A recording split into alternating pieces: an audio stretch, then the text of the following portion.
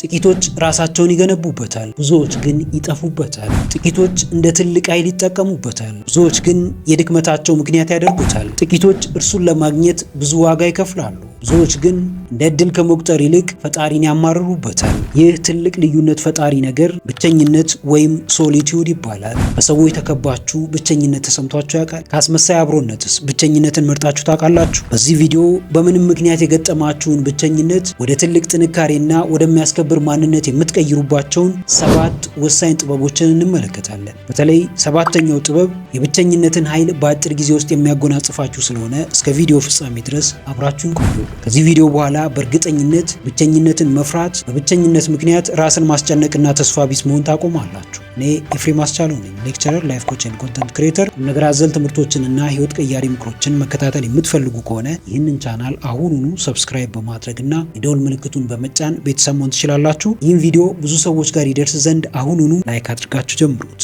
ቀጥታ ወደ ጉዳያችን እንግባ። በምንም ምክንያት የገጠማችሁን ብቸኝነት ወደ ትልቅ ጥንካሬና ወደሚያስከብር ማንነት የምትቀይሩባቸው 7 ወሳኝ ጥበቦች ከአንደኛው ጀምረን እንመልከት። አንደኛው ብቸኝነትን ወደ ትልቅ ጥንካሬና ወደሚያስከብር ማንነት የምትቀይሩበት ጥበብ ዋጋ የምትሰጧቸውን ነገሮች መለየት ነው፣ ወይም ሪፍሌክት ኦን ዮር ቫሊዩስ። በህይወታችሁ በጣም ትልቅ ዋጋ የምትሰጧቸው ነገሮች ምንድን ናቸው? ኢቭን ከራሳችሁም በላይ ዋጋ የምትሰጧቸው ነገሮች ሊሆኑ ይችላሉ።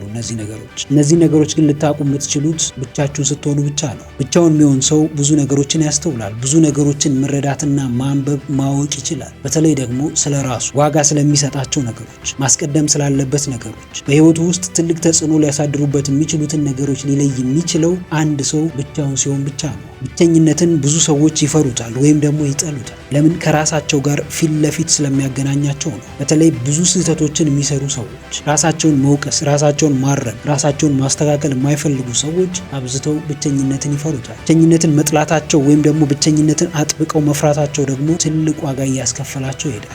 ይህንን ብቸኝነታችሁን ወደሚያስከብር ማንነትና ወደ ትልቅ ጥንካሬ መቀየር የምትፈልጉ ከሆነ በዚህ በብቸኝነት ጊዜያችሁ ከራሳችሁ ጋር በምትሆኑበት ሰዓት በህይወታችሁ ትልቅ ዋጋ የምትሰጧቸውን ነገሮች ለዩ፣ እሱን እወቁ፣ ነገሮችን አመዛዙ። ለምሳሌ ብዙ ሰው በህይወት ትልቅ ዋጋ የምትሰጣቸው ነገሮች ምንድናቸው ተብሎ ቢጠየቅ መልስ የለውም። ለብዙ ሰው ይህ ጥያቄ በጣም ከባድ ጥያቄ ነው። ብቻውን ረጅም ጊዜ ለሚያሳልፍ ወይም ከራሱ ጋር ጥሩ ግንኙነት ላለው ሰው ግን በጣም ቀላል ነው። ይህ ሰው ሁሌም ራሱን ይጠይቃል። ይህ ሰው ፍላጎቱ ምን እንደሆነ፣ ምን ማድረግ እንደሚችል፣ በዙሪያው ያሉ ሰዎችስ ምን እንደሚፈልጉ፣ ለእነሱስ ምን ያክል ዋጋ መስጠት እንዳለበት በሚገባ ያውቃል። ይህን ስላችሁ ግን ተገፍቶ ብቸኝነት ውስጥ የገባ ሰው አለ፣ እንዲሁም ደግሞ ፈልጎ መርጦት ብቸኛ የሆነ ሰው አለ። ይህንን የሚፈልጋቸውን ነገሮች ለይቶ ማወቅ የሚችለው ሰው ያ ብቸኝነቱን ፈልጎ ከራስ ጋር መሆንን መርጦ የሄደው ሰው ብቻ ነው። ብዙ ጊዜ ተገፍተው ብቸኛ የሆኑ ሰዎች ግን ስለ ራሳቸው ከማሰብ ይልቅ ስለገፏቸው ሰዎች ማሰብ ይቀናቸዋል። እነሱ ላይ ፎከስ ማድረግ፣ እነሱ ላይ ትኩረት ማድረግ፣ ሁሌም እነሱን ብሌም ማድረግ ይቀናቸዋል። አሁን ላይ እናንተ የትኛውን ብቸኝነት ውስጥ ብትሆኑ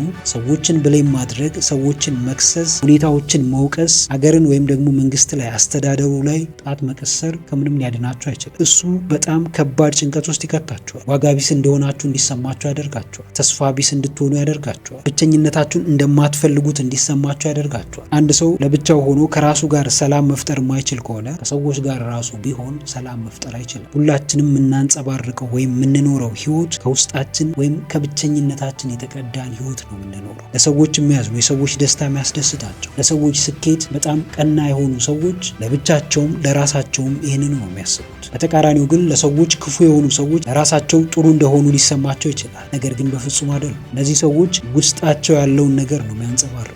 ማንም ሰው ከውስጡ የሌለን ነገር ከየትም አምጥቶ ሊያንጸባርቅ አይችልም። ፍቅርም ቢሆን ጥላቻም ቢሆን ንቀትም ቢሆን ክብርም ቢሆን እያንዳንዳችን የምናወጣቸው ነገሮች፣ ለሰዎች የምናጋራቸው ነገሮች ከውስጣችን ያሉትን ስሜቶች ነው የምናወጣው። በብቸኝነታችሁ ሰዓት ትልቅ ዋጋ የምትሰጧቸውን ነገሮች የምትለዩ ከሆነና እነሱ ላይ ትኩረት አድርጋችሁ መስራት የምትችሉ ከሆነ በእርግጠኝነት ህይወታችሁ ከዓመታት በኋላ በሚገርም ፍጥነት ይቀየራል። ነገር ግን ህይወትን ከመቀየር ትልቅ ደረጃ ላይም ከመድረስ በፊት የሚቀድመው ነገር ውስጣዊ ሰላም። ውስጣዊ መረጋጋት ነው። በህይወታችሁ በጣም ዋጋ የምትሰጧቸውን ነገሮች መለየት ስትችሉ በራስ መተማመናችሁ ይጨምራል። ኢንዲፔንደንት መሆን ትጀምራላችሁ። ኒዲነስ ወይም ደግሞ ይሄ ከሰዎች መጠበቅ ታቆማላችሁ። በራሳችሁ በፍላጎታችሁ በምርጫችሁ ዋጋ የምትሰጧቸውን ነገሮች እያደረጋችሁ በሰላም በደስታና በፍቅር መኖር ትችላላችሁ። ሁለተኛ፣ በምንም ምክንያት የገጠማችሁን ብቸኝነት ወደ ትልቅ ጥንካሬና ወደሚያስከብር ማንነት የምትቀይሩበት ጥበብ አዲስ ነገር መማር ነው፣ ወይም ለርን ሰምቲንግ ኒው። ቀን በቀን ምንም እሴት ወይም ምንም ቫሊዩ ህይወታችን ላይ የማይጨምር ነገር ማድረግ ህይወታችንን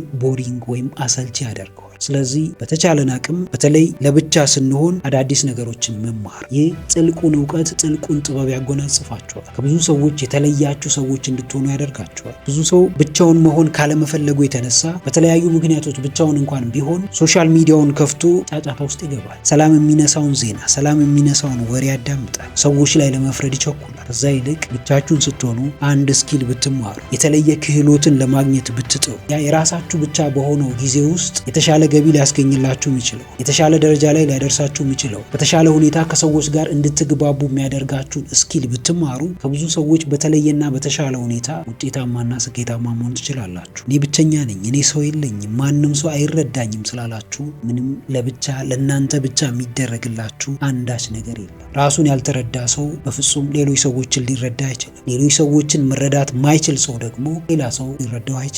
የዓለም እውነታ፣ የሰውነታችን ሀቅ ይሄው ነው። ሰዎችን መረዳት የምትፈልጉ ከሆነ አስቀድማችሁ መጀመሪያ ራሳችሁን ተረዱ። ምንድን ነው የምፈልገው? ድክመቴ ምንድን ነው? ጥንካሬ ምንድን ነው? ለምንድን ነው ብቸኝነት ከልክ በላይ የሚያስፈራኝ? ለምንድን ነው ከራሴ ጋር መሆን የምጠላው? ራሴን ስለማልወድ ነው? ራሴን ስላልተቀበልኩ ነው? ብቁ እንደሆንኩ ስለማይሰማኝ ነው? በራሴ ስለማልተማመን ነው? ጥያቄ በጠየቃችሁ ቅጽበት መልሱን ወዲያው ታገኙታላችሁ። ያለፈ ታሪካችሁ ሊሆን ይችላል፣ የቤተሰብ ጉዳይ ሊሆን ይችላል፣ የገቢ ሁኔታችሁ ሊሆን ይችላል፣ ህይወታችሁ ትርጉም አልባ መሆኑ ሊሆን ይችላል። መልሱን ባገኛችሁ ቅጽበት እዛ መልሳችሁ ላይ መስራት ትጀምራላችሁ። የበራስ መተማመን ችግር ካለባችሁ በራስ መተማመናችሁን ልክ እንደ ሰምቲንግ ኒው፣ ልክ እንደ አዲስ ነገር እርሱን መማር፣ እርሱን መሰልጠን ትጀምራላችሁ።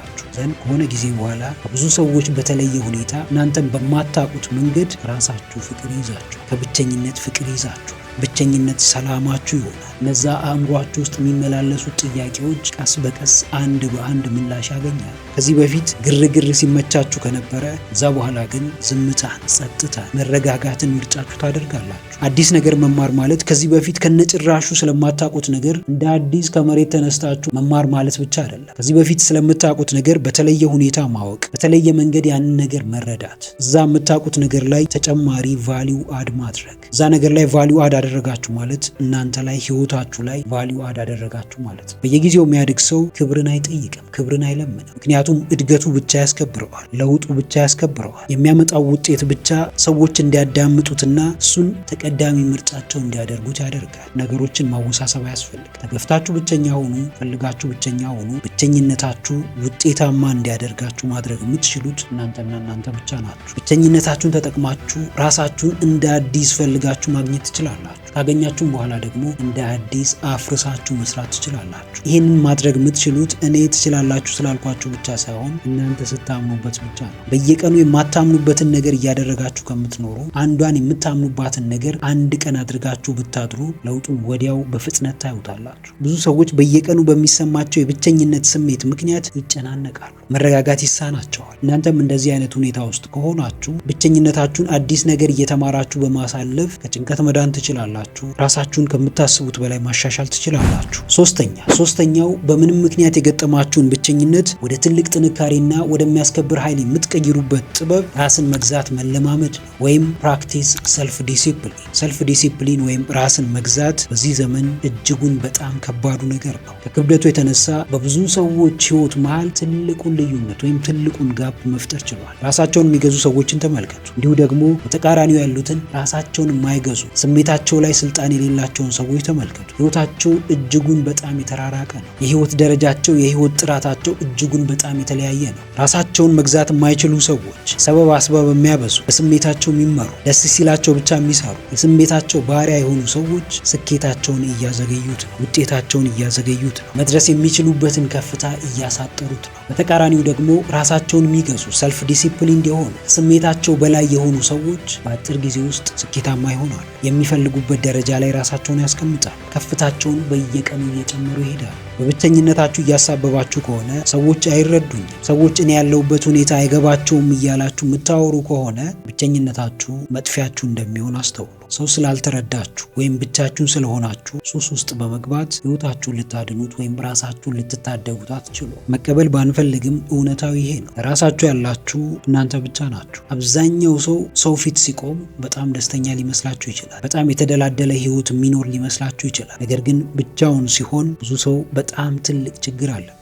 ከሱስ ጀምሮ፣ ከጭንቀት ጀምሮ፣ ከብዙ የተደራረቡ የቤተሰብ ጫናዎች ጀምሮ፣ ከኑሮ ሁኔታ ጀምሮ፣ ከገቢ ሁኔታ ጀምሮ በጣም ብዙ የሚያሳስቡትና የሚያስጨንቁት ነገሮች አሉበት። ራሳችሁን ከሰዎች ጋር አታወዳዱ። ሞትን ፈልጎ እስካልሄደ ድረስ ለብቻው ስለሆነ ብቻ የሚሞት ሰው የለም። ከዛ ይልቅ ለብቻው ስለሆነ ራሱን ፈልጎ አግኝቶ በተለየ መንገድ ራሱን ትሪት አድርጎ የተለያዩ ስኪሎችን ተምሮ በተለየ መንገድ ስኬታማ የሆነ ሰው ግን በጣም ብዙ ሰው አለ። ይህንን ራስን መግዛት ወይም ዲሲፕሊንድ መሆን የሚባለውን ነገር ልታደርጉት የምትችሉት ብቻችሁን ስትሆኑ ነው። ራሳችሁን ብቻ ማዳመጥ ስትችሉ ነው። ራሱን የማያዳምጥ ሰው፣ ከየቦታው ብዙ ምክሮችን የሚሰማ ሰው፣ ብዙ ሰዎችን ለማስደሰት የሚጥር ሰው በፍጹም ራሱን ሊገዛ አይችልም። ባውንደሪውን ሊያስቀምጥ አይችልም። አቋም ሊኖረው አይችልም። ራሳችሁን መግዛት ቻላችሁ ማለት በጣም ግልጽና ክሊር የሆነ ጎል ይኖራችኋል ማለት ነው። ግልጽ የሆነ ግብ ካላችሁ ደግሞ ማንም ሰው እየተነሳ ሊመራችሁ አይችልም። ማንም ሰው እየተነሳ ሀሳባችሁን ሊያስቀይራችሁ አይችልም። ላስቀምጣችሁት ግብ እስከ ጥግ ትፋለማላችሁ። ከአቋማችሁ ንቅንቅ አትሉ። ብዙ ሰው ይህንን ማድረግ አይችልም። ብቸኝነትን አጥብቆ ስለሚፈራ ብቻ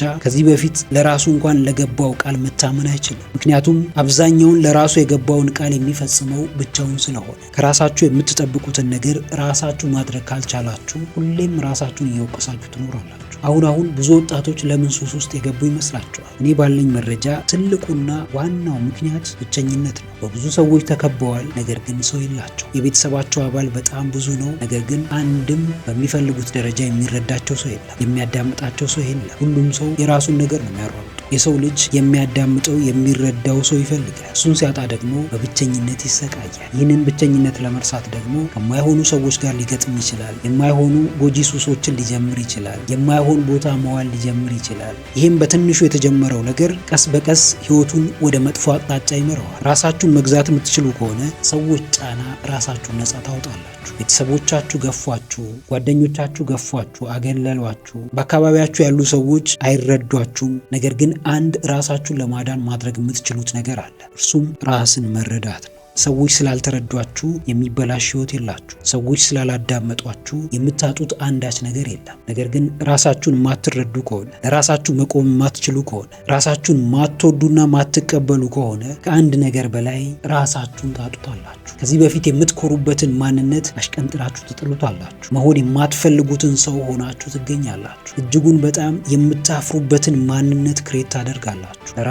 ራሳችሁ ብቻ እንዳላችሁ በሚገባ ወቁ። እንዴት ራሴን ልግዛ ወይም ራሴን መግዛት እጅጉን በጣም ከብዶኛል የምትሉ ከሆነ ግልጽና አጭር ነገር አስቀምጡ። ምንድነው የምፈልገው? ምንድነው የማልፈልገው? ምን ያስደስተኛል? ምን ያስከፋኛል? እነማን ወደማልፈልግበት አቅጣጫ እየመሩኝ ነው? እነማን ወደምፈልግበት አቅጣጫ እየመሩኝ ነው? እነዚህን ጥያቄዎች ራሳችሁን በግልጽ ጠይቁ። ያለምንም ማቅማማት በግልጽ ጥያቄዎቻችሁን መልሱ። ከዛ በኋላ ወደ ስራ ግቡ። በአንድ ቀን ከዚህ በፊት የነበራችሁበትን ሱስ እርግፍ አድርጋችሁ እኔ ራሴን ገዛለሁ፣ እኔ ሰልፍ ዲሲፕሊንድ ነኝ ብላችሁ ልታቆሙት አትችሉ። ምክንያቱም ያ ሱስ፣ ያ ጎጂ ልማድ በአንድ ቀን ስላልተገነባ።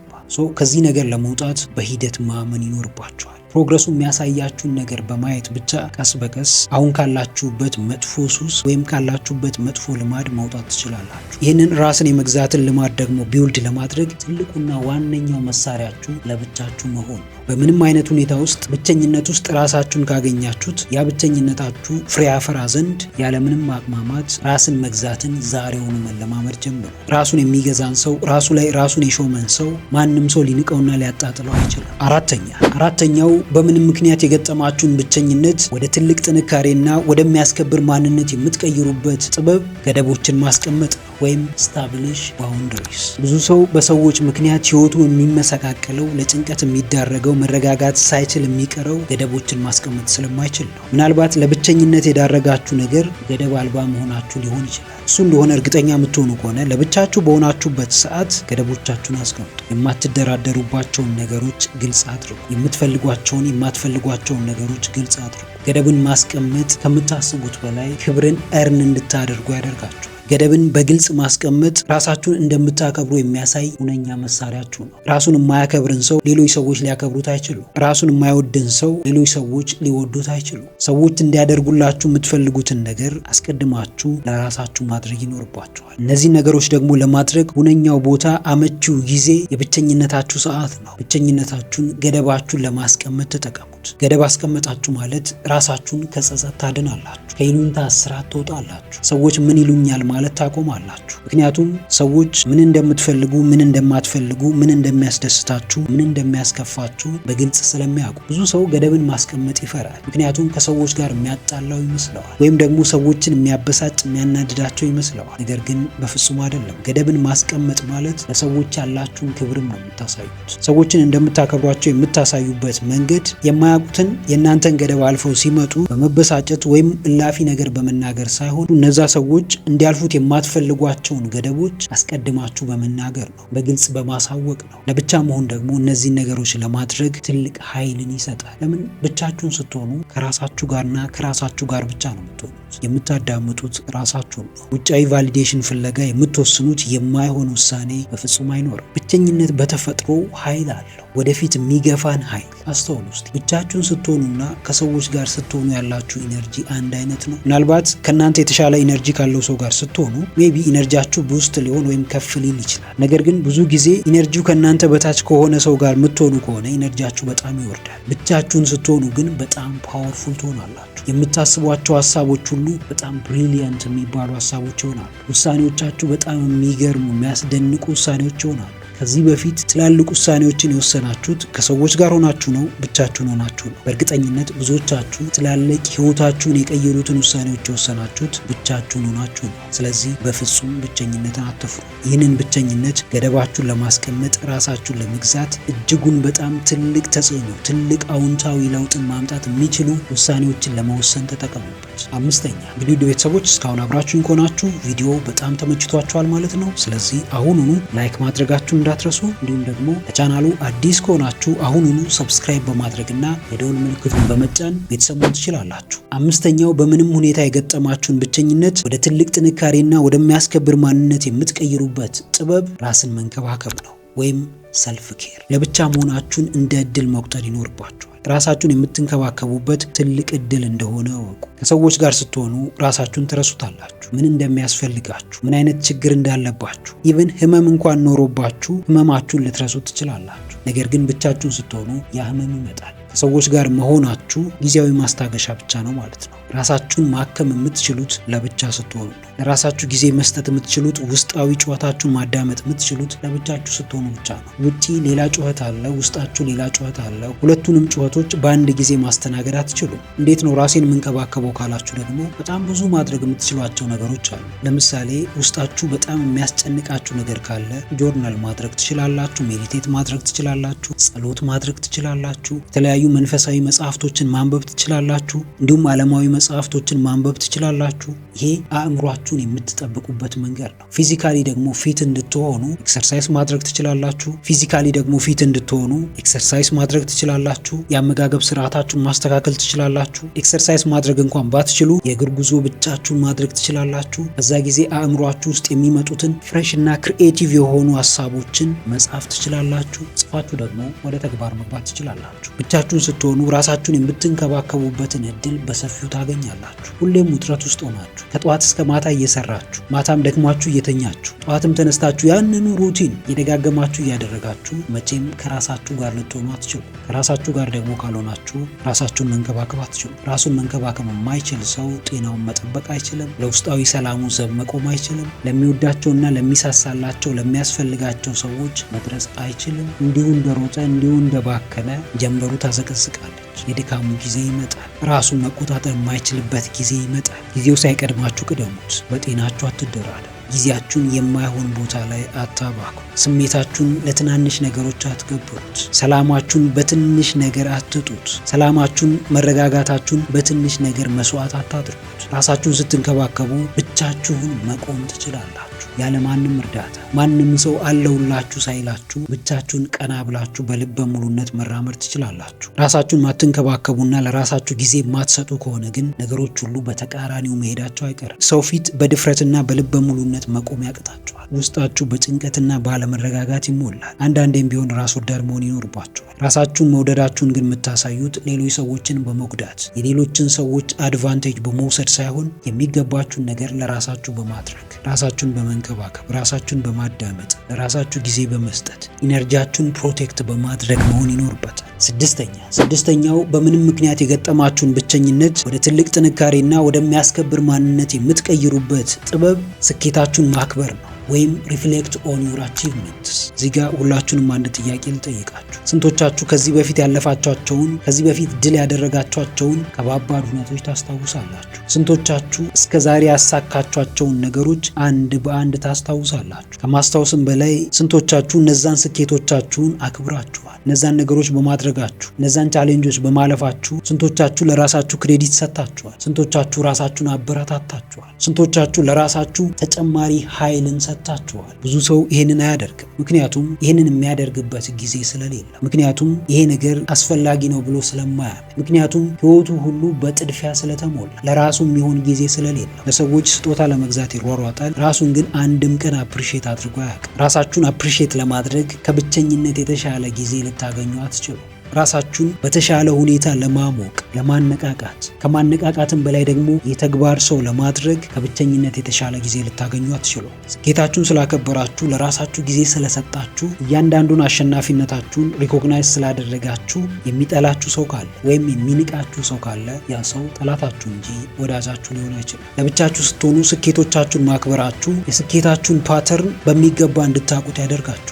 ምን ስላደረጋችሁ፣ የገጠሟችሁን ፈተናዎች እንዴት ስላለፋችሁ፣ ከነማን ጋር ህብረት ስለፈጠራችሁ፣ መቼ ስላፈገፈጋችሁ፣ ምን አይነት ሲስተሞችን ስለተጠቀማችሁ ስኬታማ እንደሆናችሁ በሚገባ እንድትረዱ ያደርጋችሁ። ለአንዳንድ ሰዎች ብቸኝነት ሌግዠሪ ነው፣ ለአንዳንድ ሰዎች ደግሞ እንዲሁ ቀላል ነገር ነው። ነገር ግን ብቸኝነት በጣም ውድ ነገር ነው። ብቸኝነት ሲባል ተገፍቶ ለብቻ መሆን ሳይሆን መርጦ ፈልጎ ለብቻ መሆን፣ ራስን ለማዳመጥ ለብቻ መሆን እጅግ በጣም ውድ ነገር ነው። ውድ ስለሆነም ነው ብዙ ሰው የማያደርገው። ውድ ስለሆነም ነው በብዙ ሰዎች ህይወት መሃል ትልቅ ልዩነትን መፍጠር የቻለው። ብቸኝነትን የማይፈራን ሰው፣ ከራሱ ጋር ጊዜ ማሳለፍን የማይፈራን ሰው ማንም ሰው ሊንቀው አይችልም። ለብቻ መሆንን የሚመርጥ ሰው ውድቀት አያስፈራው፣ ፈተናዎች አያስፈሩትም፣ የሰዎች ትችት ከጉዞ አያስቀረው፣ የማንም መጥፎ ንግግር ስሜቱን አያውከው። የሚመራው በራሱ ነው። የሚያደርገውን ያውቃል፣ ወዴት እንደሚሄድ ያውቃል፣ ምን ያክል ርቀትን መጓዝ እንደሚችል ያውቃል፣ ብቻውን ምን ነገሮችን ማከናወን እንደሚችል በሚገባ ጠንቅቆ ያውቃል። ስለዚህ ይህ ሰው ለማንም ጫና አይበገርም። ሰባተኛውና የመጨረሻው ላይ ደርሰናል። ሰባተኛው ጥበብ የብቸኝነትን ኃይል በአጭር ጊዜ ውስጥ የሚያጎናጽፋችሁና ትልቁን የብቸኝነት በረከት የምታገኙበት ጥበብ ነው። ይህ ጥበብ ከፈጣሪ ጋር መገናኘት ነው ወይም ኮኔክት ዊዝ ጋድ። ከፈጣሪያችሁ ጋር ያላችሁ ግንኙነት ምን ይመስላል? መቼ ነው ፈጣሪያችሁ ትዝ የሚላችሁ? በችግራችሁ ጊዜ ነው ወይስ በደስታችሁ ጊዜ ነው? በሐዘናችሁ ጊዜ ነው ወይስ ደግሞ በሳቃችሁ ጊዜ ነው? ፈጣሪያችሁን የምታስታውሱት መቼ ነው? ፈጣሪያችሁን የምታስታውሱበት ጊዜ ከፈጣሪያችሁ ጋር ያላችሁን ግንኙነት በግልጽ ያሳያል። በሐዘናችሁ ጊዜ ወይም ደግሞ በችግራችሁ ጊዜ ብቻ ፈጣሪያችሁን የምታስታውሱ ከሆነ ከፈጣሪ ጋር ያላችሁ ግንኙነት ጥሩ አይደለም። በተቃራኒው ደግሞ በሐዘናችሁ ጊዜ፣ በችግራችሁ ጊዜ እንዲሁም በደስታ በሳቃችሁ በስኬታችሁም ጊዜ ከፈጣሪያችሁ ጋር የምትገናኙ ከሆነ ከፈጣሪያችሁ ጋር ያላችሁ ግንኙነት እጅጉን በጣም ጥሩ ነው ማለት ነው። ስለዚህ በምንም ምክንያት የገጠማችሁን ብቸኝነት ከፈጣሪያችሁ ጋር ለመገናኘት የምትጠቀሙት ከሆነ በሚገርም ፍጥነት በሚገርም ጥራት ከምታስቡት በላይ ውጤት ማምጣት ትችላላችሁ። ውጤታችሁ ደግሞ በበረከት ይሞላል። አንዴ መጥቶ የሚያቆም አይደለም። ቀጣይነት ያለው ከራሳችሁ አልፎ ለብዙ ሰዎች መትረፍ የሚችል ውጤት ይሆናል። እግዚአብሔር ለሚፈሩት ሰዎች ዘውዳቸው ነው፣ አክሊላቸው ነው። ለሚያከብሩት ሰዎች ክብራቸው ነው። ለሚወዱት ቦታ ለሚሰጡት ለሚያቀርቡት ሰዎች ኃይላቸው ነው፣ ብርታታቸው ነው። ለብቻ ስትሆኑ የሚሰሟችሁን በጣም ብዙ መጥፎ ስሜቶችን ልትላቀቁ የምትችሉት እነዛን ስሜቶች ለፈጣሪያችሁ ማወያየት ስትችሉ ብቻ ነው። ለሰዎች ትነግራላችሁ፣ ሰዎች የተወሰኑ መፍትሄዎችን ሊጠቁሟችሁ ይችላሉ። ነገር ግን ቀጣይነት ያለውንና የማያባራውን መፍትሄ የምታገኙት ከፈጣሪ ብቻ ነው። ከፈጣሪው ጋር ጥሩ ግንኙነት ያለው ሰው ውስጡ ላይረጋጋ አይችልም፣ ሰላም ላይሰማው አይችልም፣ ፉልፊልመንት ሙላት የሚባለው ነገር ላይሰማው አይችልም። ብቻችሁን ስትሆኑ አስቀድማችሁ ፈጣሪያችሁን የምታስቡ ከሆነ በፍጹም ብቸኝነት ሊያስፈራችሁ አይችልም። በፍጹም በሰዎች መገፋት ሊያስደነግጣችሁ ሊያስበረግጋችሁ አይችልም። ከፈጣሪ ጋር መገናኘት ማለት ራስን አሳልፎ ለፈጣሪ መስጠት ማለት ነው። በሱ ማመን ማለት ነው። እምነት ሲባል ደግሞ ለምሳሌ የሚያስጨንቋችሁ በጣም ብዙ ነገሮች ቢኖሩ እነዛን የሚያስጨንቋችሁን ነገሮች ለሱ መስጠት፣ በእናንተ አቅም ማድረግ የምትችሉትን ነገር ማድረግ፣ ከእናንተ አቅም በላይ የሆነውን ነገር ግን ከእናንተ በላይ ኃይል ላለው ለፈጣሪ መስጠት። ብቸኝነታችሁ የድክመታችሁ ምክንያት እንዲሆን አትፍቀዱለት። ከዛ ይልቅ ብቸኝነታችሁ የመንፈሳዊ ሕይወታችሁ ዋና ምክንያት እንዲሆን ፍቀዱለት። ብቸኝነታችሁ የብርታታችሁ ማዕከል እንዲሆን ፍቀዱለት። ትልቁ የብርታት ማዕከል ደግሞ በብቸኝነት ውስጥ የምታገኙት ፈጣሪያችሁ ነው። ዕለት ዕለት ከእግዚአብሔር ጋር ጥሩ ግንኙነትን መፍጠር ቀናችንን ብሩህ ያደርገዋል። ብሩህ ቀን ያለው ሰው ደግሞ የተረጋጋ ህይወትን ይኖራል፣ ደስተኛ ይሆናል። ከራሱ በላይ ለብዙ ሰዎች መትረፍ ይችላል። ፖዚቲቭ ኢነርጂውን ማጋባት ይችላል። ሰዎች ፈጣሪያቸውን እንዲያመሰግኑ ምክንያት መሆን ይችላል። እምነት አለኝ ብላችሁ ስላወራችሁ ብቻ፣ በፈጣሪ የተማመናለሁ ብላችሁ ስላወራችሁ ብቻ አንዳች የሚሆን ነገር የለም። ያንን እምነታችሁን በተግባር ማሳየት ይኖርባችኋል። እናንተ ተጨንቃችሁ መቀየር ማትችሉት ነገር ካለ ጭንቀታችሁን መተው ማለት ነው። ያ ነው እምነት ማለት። ጭንቀታችሁን ስትተው ያንን የሚያስጨንቃችሁን ነገር እግዚአብሔር እንደሚያከናውንላችሁ አምናችኋል ማለት ነው። ብዙ ሰው ግን ይህንን አያደርግ። በተለይ ደግሞ ለብቻው ሲሆን ፈጣሪ ያለም አይመስለው። ከፈጣሪው ጋር ግብግብ ውስጥ ይገባል። ፈጣሪው የሚያየውም የሚያስታውሰውም አይመስለው። ለብቻ መሆን ከፈጣሪ ጋር ለመገናኘት በጣም ምቹ ሰዓት ነው፣ ምቹ ጊዜ ነው። ለብቻችሁ ስትሆኑ ከዓለማዊ ህይወታችሁ በተጨማሪ መንፈሳዊ ህይወታችሁ ላይ ከፈጣሪያችሁ ጋር ያላችሁ ግንኙነት ላይ በሚገባ ስሩበት። የዚህንም ውጤት በአጭር ጊዜ ውስጥ ታዩታላችሁ። እንግዲህ ውድ ቤተሰቦች ለዛሬ ይዤላችሁ የመጣሁት ሀሳብ ይህንን ይመስላል። ከነዚህ ከተመለከትናቸው በምንም ምክንያት የሚገጥማችሁን ብቸኝነት ወደ ትልቅ ጥንካሬና